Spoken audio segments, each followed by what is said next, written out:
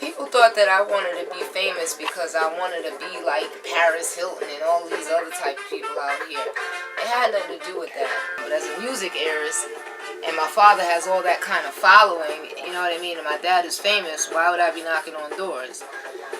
So, I'm just happy that I'm here now. It's about time I tell my story.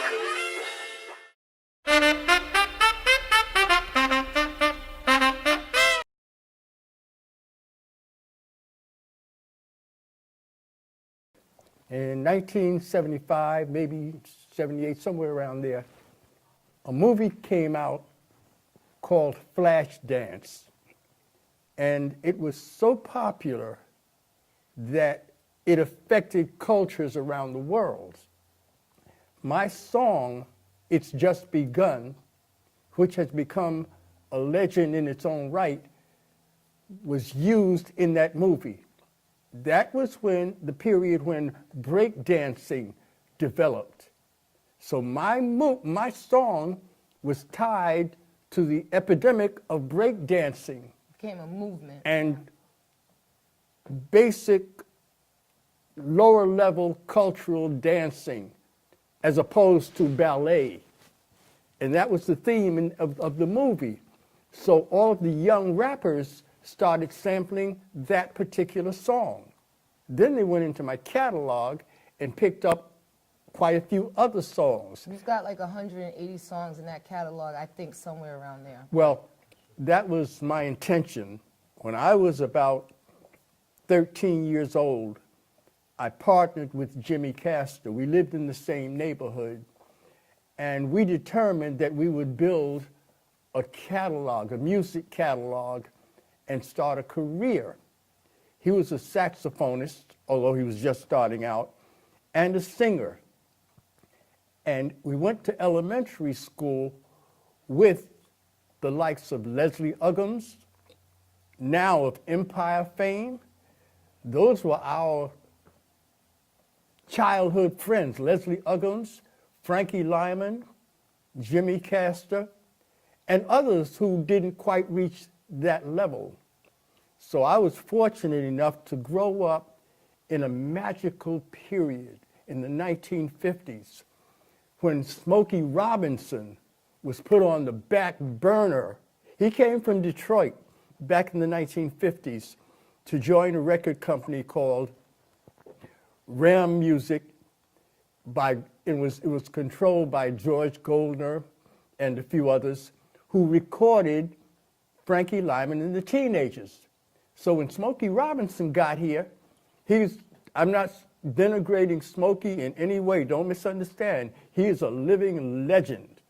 But at the time he came here, he was facing Frankie Lymon and the Teenagers, the first super group in the world with Why Do Fools Fall in Love. And the record company turned their backs on Smokey Robinson, and he left New York. And if he hadn't done that, he wouldn't have joined Motown, Berry Gordy Jr., and made the success that he made. I knew from a very, very early age that something magical was going to happen in my life because I was surrounded by all of these fantastic people.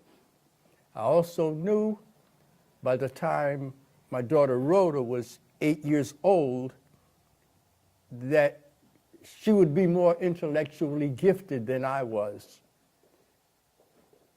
I'm not going to bother to talk about the intellectual gifts, but as you see on the t-shirt, the sweatshirt, this is Albert Einstein.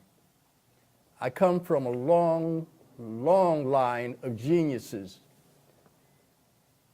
This formula here means, it says E squared equals S. E is for Einstein. Einstein squared, meaning that Einstein squared equals S. The S is for Supreme, my grand-nephew.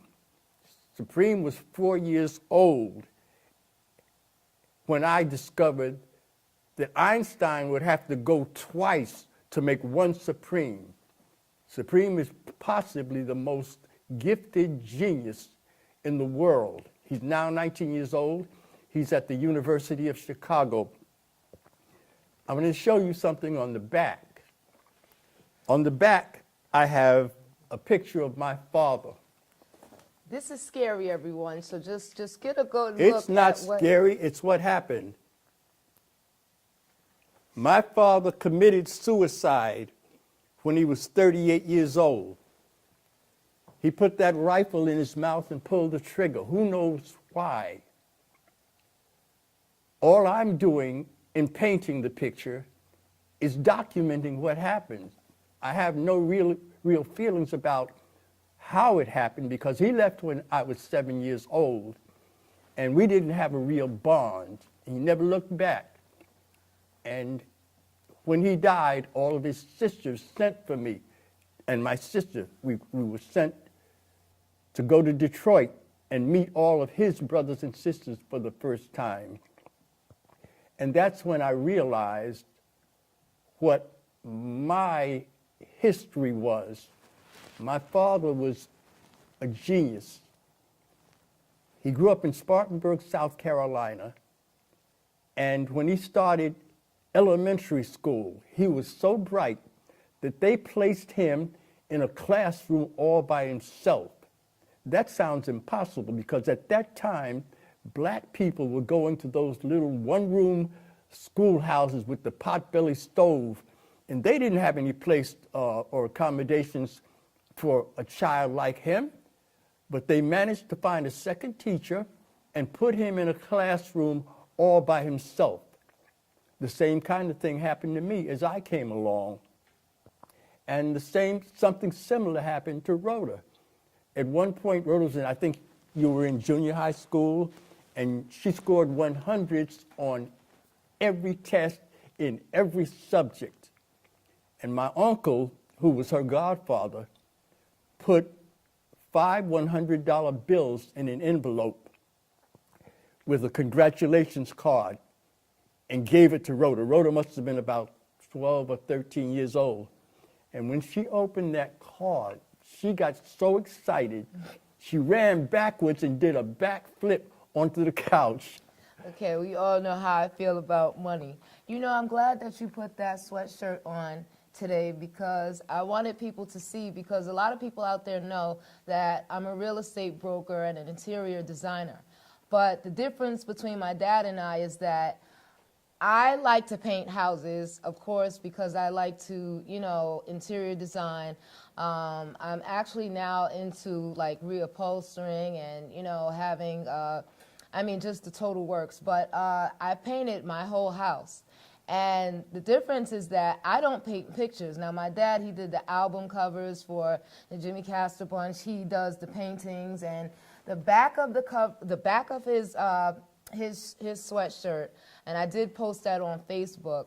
You know, a lot of people, when they could see the detail of that, for a while, when my dad was painting it, I thought that it was the rifle, the way that he has it, it looks like he's playing the flute, you know? And so when I really, you know, the first time when he was painting it, he didn't, you know, it was just the gun up to his head and up to his mouth. And it looked like he was playing the flute. So, you know, the next day, he's like me, you know, we'll paint a little something, and then we're not satisfied with it. Oh, yeah, I'm telling about you. Okay, and then he's not satisfied with it. And so then he went and he, you know, the next day I come back, and the blood and the guts and everything is like, the brain matter is coming out of this would be my grandfather's head. And I'm just sitting there, and he's painting, and it's like not a problem, but I posted that on Facebook. And it got so much attention, and, you know, it just amazed me that he would be able to deal with the aftermath of that even, you know, so many years, you know, later on. But I remember one time I was walking down the street with my dad also while he was wearing that shirt. And what he doesn't realize is that he looks a lot like his father. Exactly like him. Okay, I didn't want to say that much, but yeah, exactly like his father. So ladies saw us, right? And we're like, I think my car was in the shop. We were going to the bus or something. And the lady saw him and she ran up to us. She said, I don't know what you're going through in life, but I just want you to know it'll be okay. So, people have different reactions to the things that he does. And,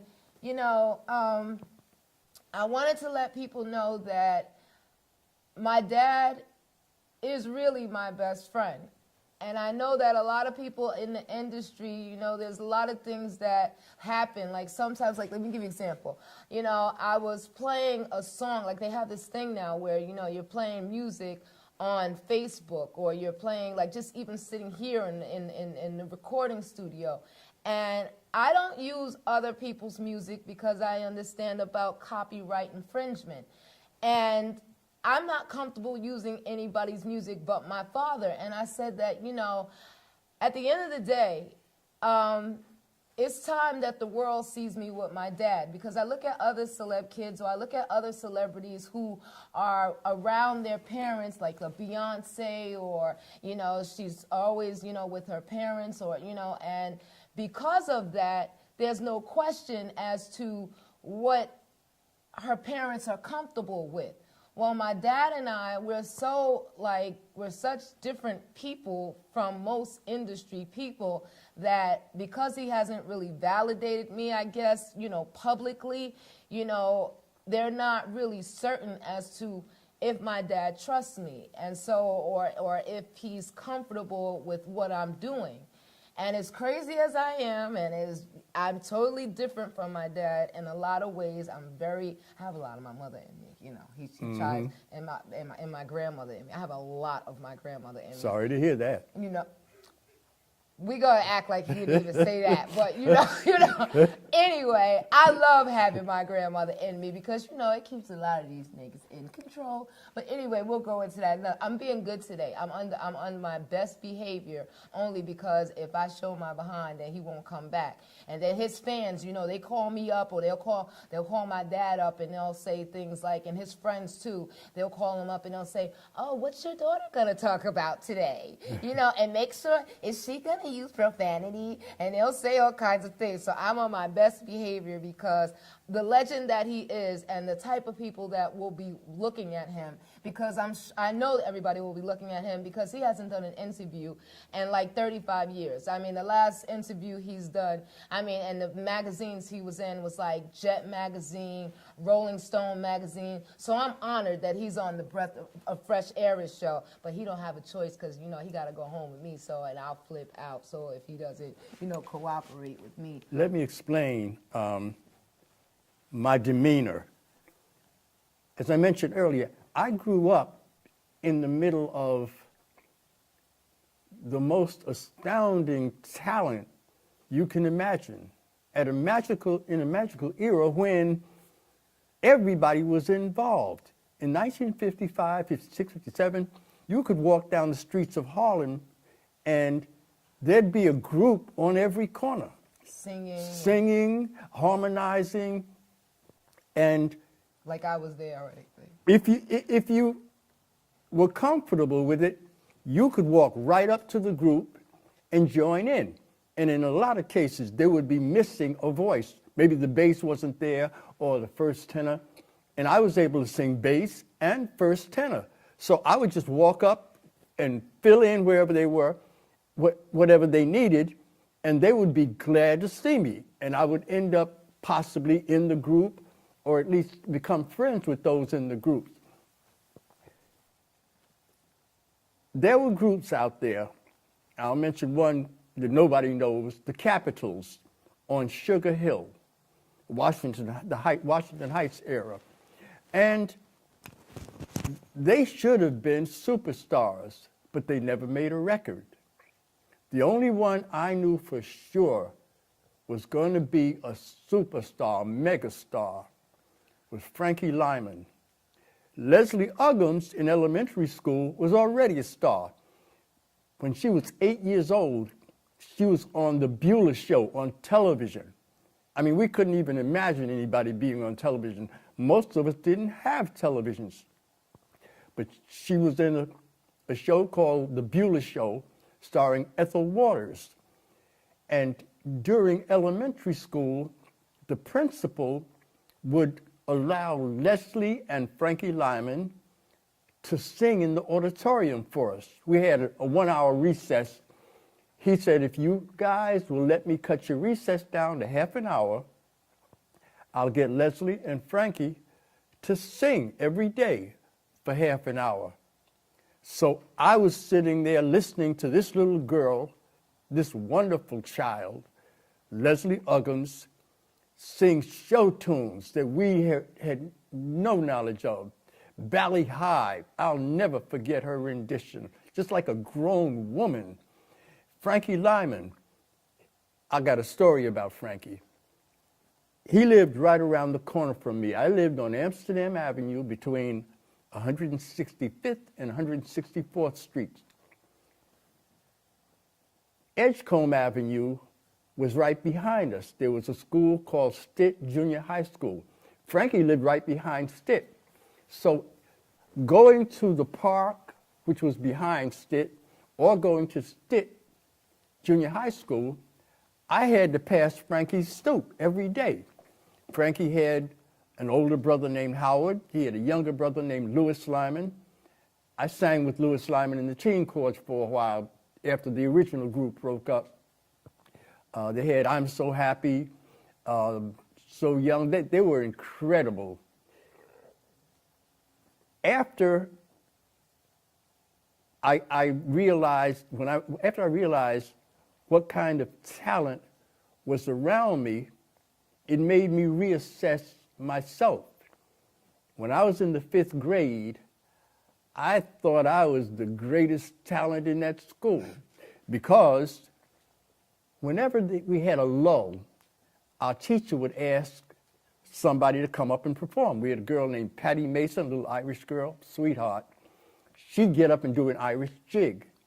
We had other kids who'd do a little something, but I was more academically astute than the other students. And I'm saying that because I have to make you try to understand why the kids were so enamored of me.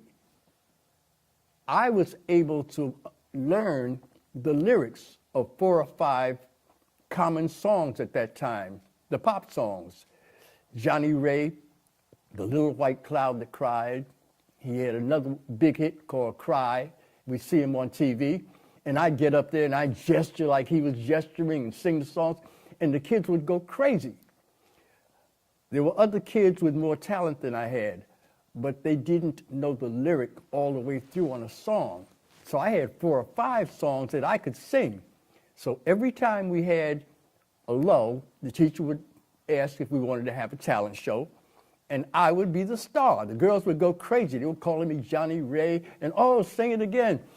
The real reason they wanted me to sing it again was because as long as I kept singing, they didn't have to do any classwork. I realized it. I knew that. So I'd be up there carrying on and singing.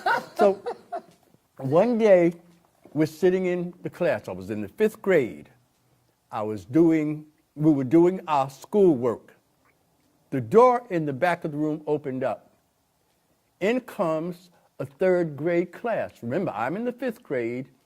This is a 3rd grade class. So these are like little kids to us. They don't have any meaning.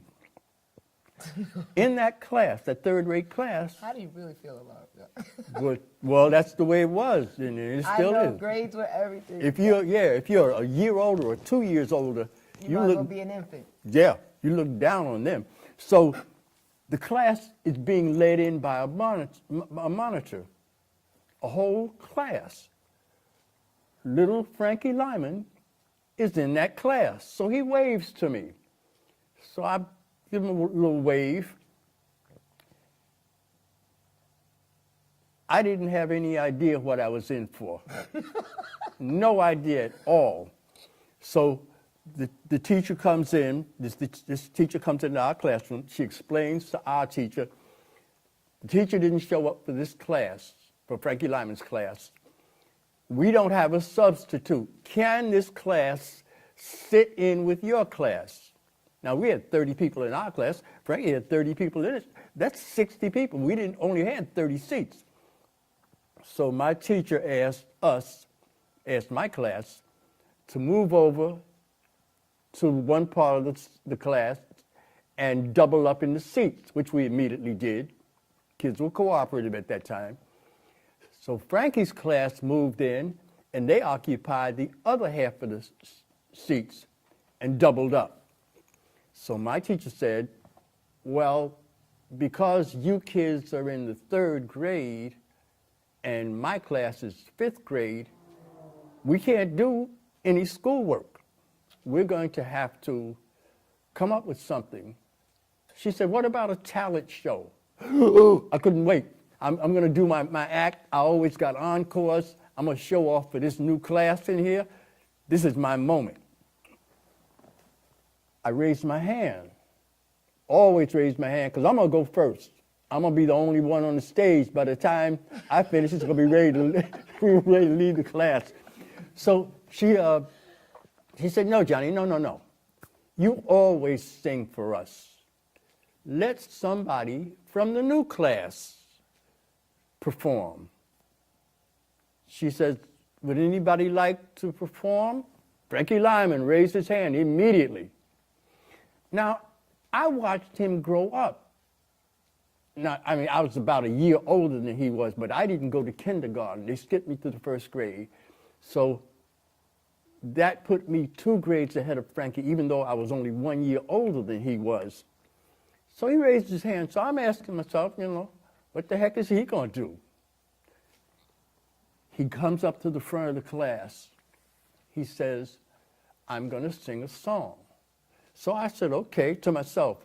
Now, I'm arranging my repertoire in my head for when he finishes doing whatever he's doing and gets out of my way, so I can let him see. I'm going to turn the place out. Only here at the Breath of Fresh Air show, we're getting the truth. Nobody knows these stories. No, I'm going to turn it out. I sat back and waited. First note out of his mouth paralyzed me. I couldn't breathe. I'd never heard anything so angelic, so beautiful. If you think Frankie Lymon had a beautiful voice when he did Why Do Fools Fall in Love, you should have heard him. He was 13 years old at that time.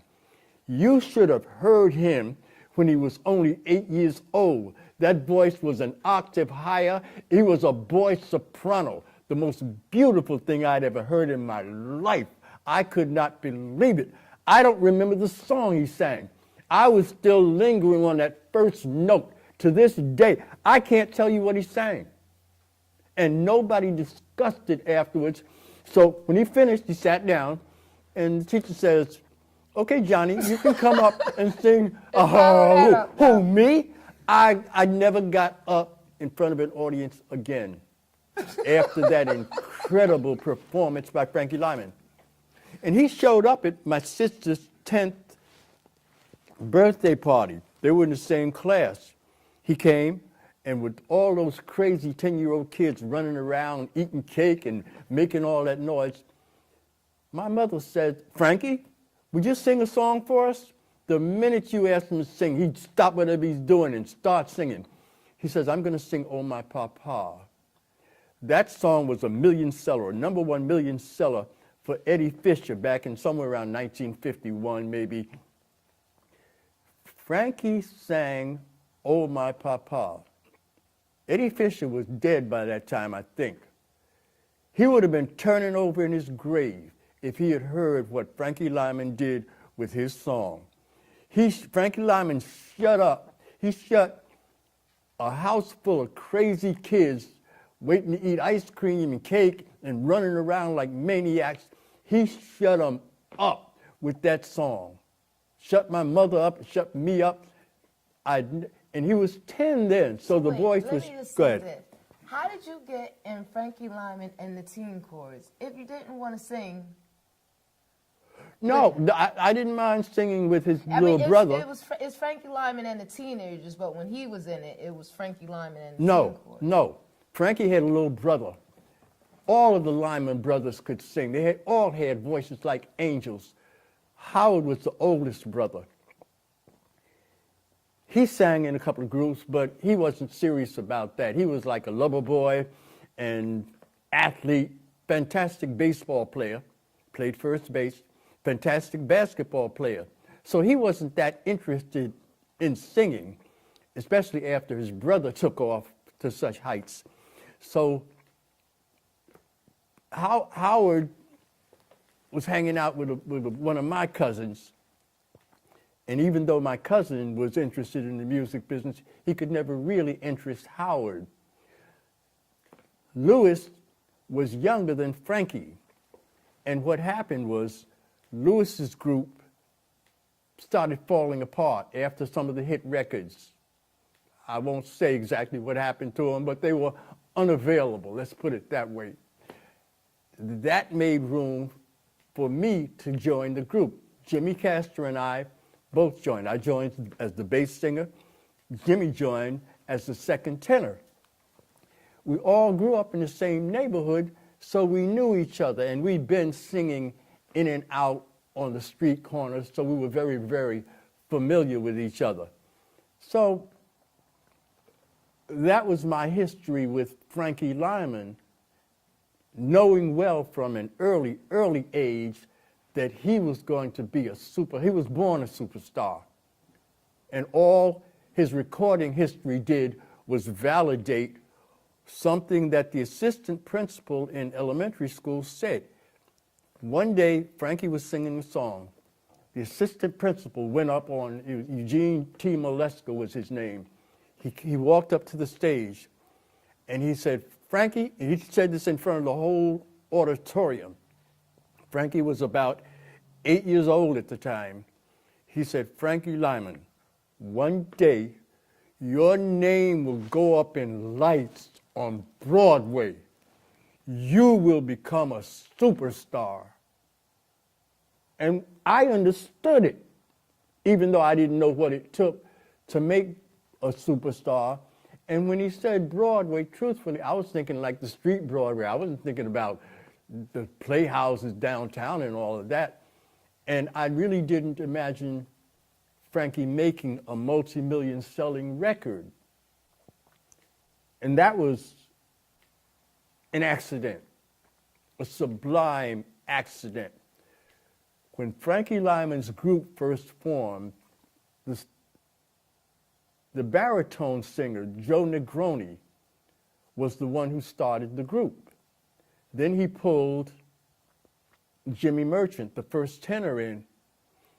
Jimmy didn't really know too much about any of us because he came from the Bronx when he was about 15 years old. So he didn't know the early history of the group and the other members.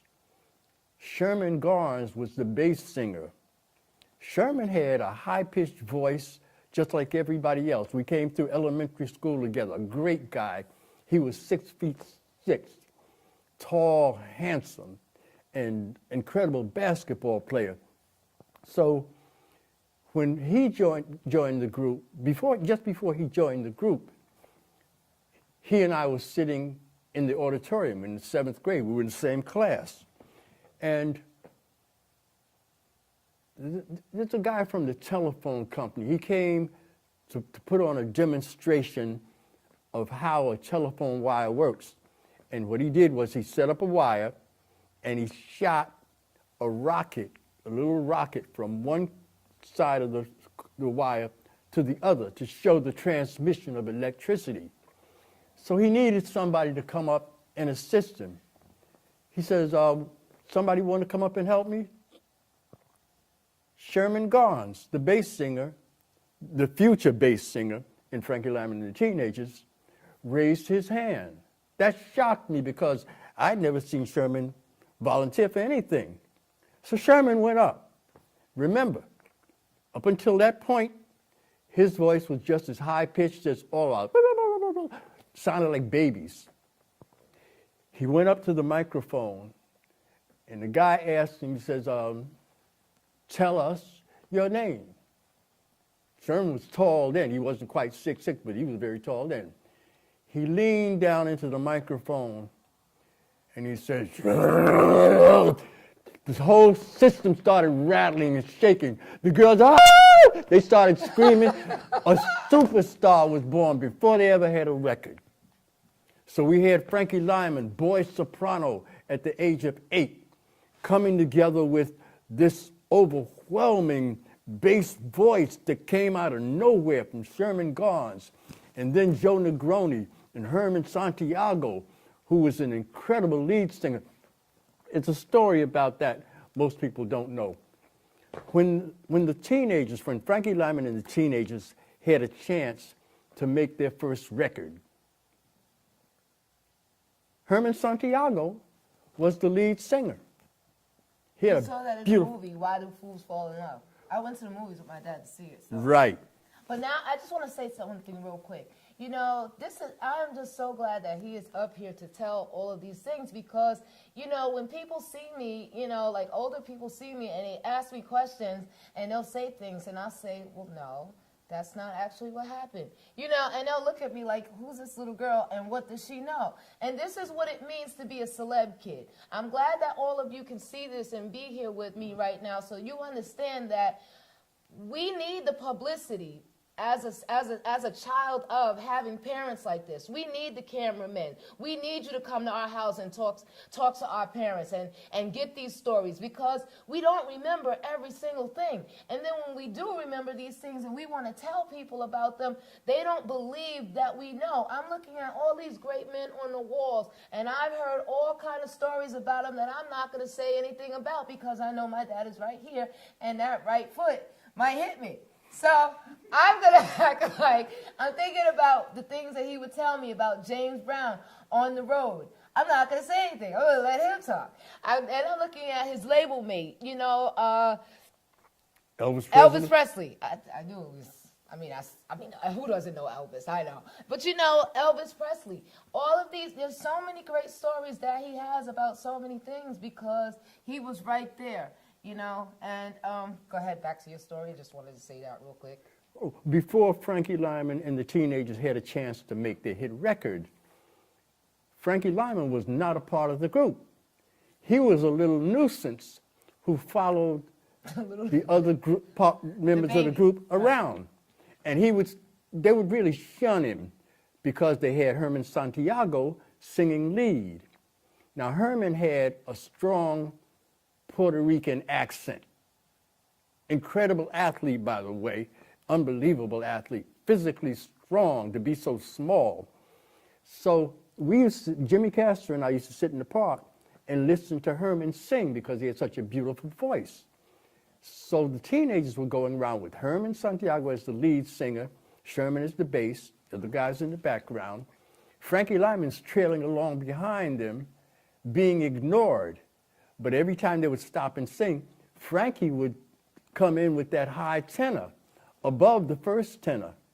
And I'm listening to it and I'm saying, oh my God, how beautiful. But the rest of the group didn't feel like that because Frankie was a couple of years younger than them and he was so small. Nobody realized what Frankie's talent was.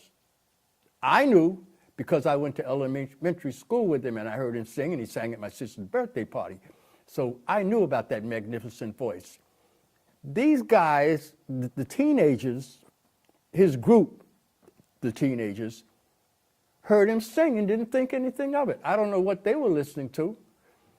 They went down to the record company, to audition. Richard Barrett,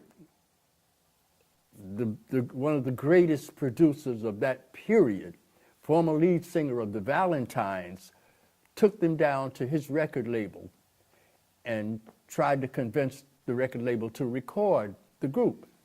So they go into audition. Herman sings Why Do Fools Fall in Love, a song that the group had written. So the executives are sitting there listening to that, and they hear Frankie's voice in the background. So they say to Frankie, they say, hey kid, you know any songs? Frankie was cocky. He was a sweetheart, a lovable young boy, but he knew what kind of talent he had. So he said, what do you want to hear? So they said, well, sing the same song that Herman just sang. He sang the song, and they switched him to the lead immediately. Problem. Well, it became a problem because it embarrassed the group. Nobody ever talked about that, but that's the truth of the matter. Here's an insignificant kid, Frankie Lymon, that the group had ignored all this time, trailing them around. They go down to the record company. The last thing they think is that Frankie's going to end up singing lead. So they became comfortable with it, of course, after Why the Fools Fall in Love sold millions of copies around the world in places like Guam that we had never even heard of. They became an instant success. They started headlining over the Platters and all of the greatest groups of that period. Unfortunately, they never got anything out of it. They didn't make any money. They didn't acquire the kinds of things that they thought that they would acquire. All they got was the fame. So that taught me a lesson. How did you beat that? How did you, because when I sit back, it's funny. I mean, I listen to a lot of people, and they name all of these groups, and I'm not going to say any names, but they'll name like these major groups and these major celebrities. And I know the background history of them. I know that they don't own their own rights to their music.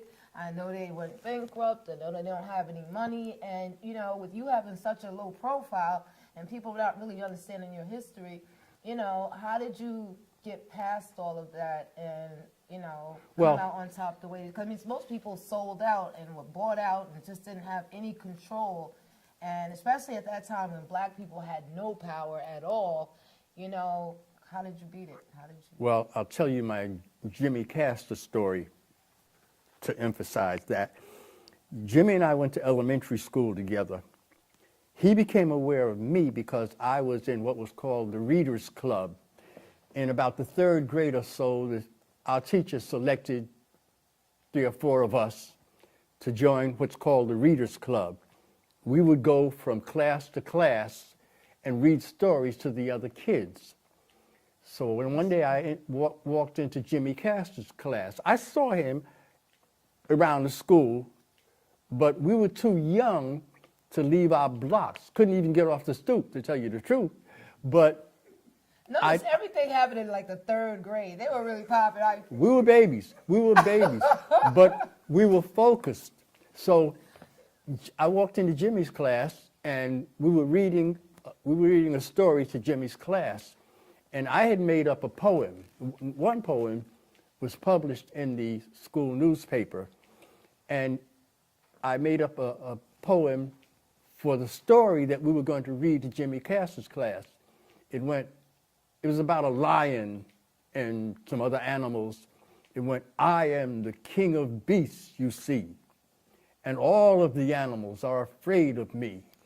I'm vicious and I bite, and I'm always ready for a fight. Jimmy remembered that all of his life, and every now and then he would recite that to me. So I made an impression on him before we ever came together as partners. When I did come together with him, we were about 13 years old. I had a cousin named Kenny Bobo who ended up in the music business too. He sang with Frankie Lymon's group after Frankie left. In fact, he sang lead on a song called Tonight's the Night. So one day, my cousin Kenny and I were walking through the neighborhood doing nothing. In Harlem. In Harlem, Washington Heights, actually. 164th, 165th Street, right behind State Junior High School. So Kenny and I just walking around doing nothing. He said, oh man, he said, I got to go to a rehearsal. I said, what rehearsal? He said, I'm in a singing group. Jimmy Castor started a singing group, and I sing second tenor. I said, okay, I'll see you later. He said, no, come with me. I said, no. Bad idea. That's going to disturb what you guys are doing. I don't want to interrupt. So he says, no, come on, man. We're just going to be here about an hour or so. I said, well, when we get there, I said, you get Jimmy's permission. I'm not going to barge in. Get Jimmy's permission, and I'll go along. So we got there. Jimmy recognized me, of course, and he says, come on in. You know, you're welcome. No problem at all. So I sat there and listened to them sing. At that time, Jimmy had a voice like Frankie Lymon's, and his group was fantastic. So he had just as much of a chance to become a superstar as Frankie did. But Jimmy and I were a year or so older than Frankie. So I sat and I listened to the rehearsal, and after it was over, I was getting ready to leave. So Jimmy says to me, hey, we're rehearsing again in a couple of days. Come on back and listen. So I went 2 or 3 times. About the 3rd time, and Jimmy and I didn't have any interaction at that time. I was just listening to the songs. So Jimmy says to me, during maybe the 3rd time I went, he said, listen, he says, after everybody leaves, I want you to stay. I want to talk to you. Remember, we're about 13 years old. So I said, okay. So I sat there. After everybody left, he comes up to me, he says, I'm doing bad. We were in junior high school. We were both in Stitt Junior High School. Shortly after that, Jimmy left Stitt. He was in the Glee Club there. He left Stitt and went to the High School of Music and Arts, where he began practicing or learning saxophone and piano. So we're sitting there at his house, and he's getting ready to tell me why he asked me to stay. He said, listen, I'm having trouble with my English compositions. I can never seem to get more than a C. I'd like for you to help me improve. I can tell by the way you speak and the way you carry yourself that you're good at this kind of thing. So he says, can you help me? I said, sure, no problem at all. I started helping him with his English grammar and his composition, and his grades improved. He started getting B pluses, A's. So I continued to come to the rehearsals. One day, he and I were alone. He says, you know, you're so good at words and rhyming, and I'm good with music. Why don't we try to write a song? We wrote 3 songs within a space of 5 minutes. Complete lyrics, everything. He said, we got something here. He says, why don't we form a partnership and, you know, start writing some songs and so forth. This is long before we ever thought we would get to record, although he had done 1 or 2 little recordings. So that's how I ended up being a success when Frankie Lymon and the others didn't. I sat down and read a book called The Cavalcade of Music, about 500 to 700 pages, and it talked about all of the great songwriters and their methods of doing business, how they made their fortunes.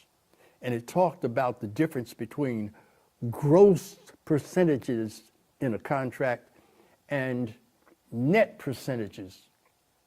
With a net percentage contract, the company, the record company, can assess all kinds of expenses against your account. And you can sell millions of records, and they'll come back and tell you, yeah, well, it costs us this to do that, and it costs us that, and all you got coming is 15 cents. So I learned better than all that watching what happened to Frankie Lymon and the Teenagers. And Richard Barrett of the Valentines schooled me. He thought that I had a chance to go places, so he talked to me like I was a grown man. And that's what made me look into the money end of the whole thing. Richard told me point blank, he said, I don't ever want to hear that you and Jimmy was singing someplace and you made a record and you telling all your friends, I made that record, and you don't get any money. So that taught me a lesson, and Jimmy and I ended up looking forward to starting a music catalog. We established our own publishing company by the time we were 15 years old, and we started putting our songs into our publishing company because the record companies have to pay the publishing company. They can get around paying a bunch of 15, 14-year-old kids because those kids are on a high. All they want to do is have fun. They're enjoying themselves, and all the girls are flocking around. That's all they really want. That's all they really understand. And their parents were so unsophisticated that their parents couldn't help them. My mother never knew what I was doing until I had a million seller. So that's basically what happened and how the whole thing worked out. You know, I want to say something because I'm glad that everyone gets to meet my dad for the first time, other than the people who know me directly. But it's hard because when you're a woman, especially a black woman, and still young, you know, to most people, they don't understand that I chose not to go the actress route or the Hollywood route because I wanted to be different. I wanted to be the first real Duchess that came out as a businesswoman, being a real estate broker, making people understand that there was real scholastic prowess behind me. And that, you know, the purpose of me bringing my dad up here is so that people could understand because, you know, with me being approached by different networks about the reality show that I put out, I don't know what's going on with that, but I'll talk about that another time with some of my other friends. But, you know, a lot of people come up to me and they talk to me like I'm a complete dingbat. And I just really, I be looking at him. I'm looking at my friend Harry right now. I be looking at him because I'm like, are these people kidding me? I'm a real estate broker, you know, owner, homeowner, you know, I'm not a dummy. And I know all about, you know, rights. And anything I do in the industry, everybody needs to know. I do consult with my father. I mean, I have to. I have the bottom part of the house, you know. Could I be someplace else? Yes. But, you know, that's where I prefer to be, you know. And I've been taught by the best. And I've talked to Rhoda like she was an adult since the day she was born. Yes. And she responded at 3. like an adult. I mean, it's crazy. Yeah, and I think about, you know, but it's good because a lot of people out there need to learn, you know, this type of stuff. Everybody wants to get, you know, a lot of people ask me questions about my dad, and they want to know what is it like being in the music business, and, you know, how do you become a star? That's not something that happens like where you could really tell somebody how to become a star. You know, I see a lot of similarities between him and myself. You know, as far as the production end, I've never been interested in being the star. It comes out that way because I think I have so much personality. I'm so honest about, you know, my life or things that's going on, whereas my dad, he's more of an introvert, you know, so people don't get to know what he thinks or how he thinks. But you know, it's funny how you get to do these things because of the love of your friendships or the people that you know. And they don't realize, but a lot of these things happen where, you know, you're affiliated with your friends. You know, and it's not so much that I'm introverted. Oh, yeah? What happens is I have led an incredible life. But if I talk about all the things that have happened, you can't sounds enjoy like I'm bragging. Yeah. No, it sounds like I'm bragging. Right. If I say that Albert Einstein has It's an beneath, IQ of 160, an IQ of 160, which is genius level, and he's still beneath our nephew. But that's not bragging. Right. Everybody will accept that. Right. If I say something about my nephew being brighter than he is, they think I'm bragging. This is not something I determined. The school system determined that my nephew, my grandnephew, is brighter than Albert Einstein. So why can't I say it? But if I talk about all of my accomplishments, which have been stellar, it sounds like I'm bragging about the medical innovations that I've come up with. I'm not even going to talk about it, about the things that I've done. On this episode, we're going to have him probably once a month. That's what we're going to do. You have people out there that want to... You're going to come, or I'm going to pitch at her. I'm going to... Okay. Once a month, just so you can help me be nice and everything, you know, because I'm being nice, and if you aren't you happy, I'm being a nice lady girl. Okay. And That's right, because he has a lot to talk about. And people ask me, you know, I can't be him. You know, personally, I think I'm better, but, you know, because I know I'm just Rhoda Pruitt. But, you know, I got to be me. So, you know, people ask me, but, you know, he's like the Nat King. I can't say that. But basically, he has a way of saying things that I don't have a way of saying things. And of course, he knows way more because he was there. And so I think that is good because it's better for the people who love me. There are a lot of people who love me. I have fans. I have friends out there.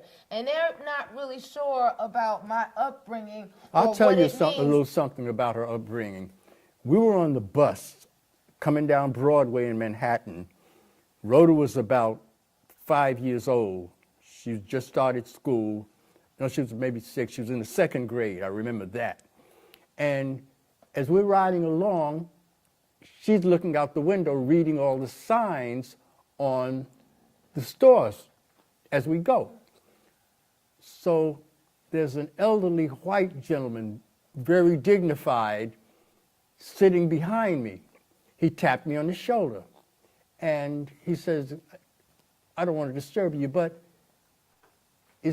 how old is this child? You know, what grade is she in? I said, she's in the 2nd grade.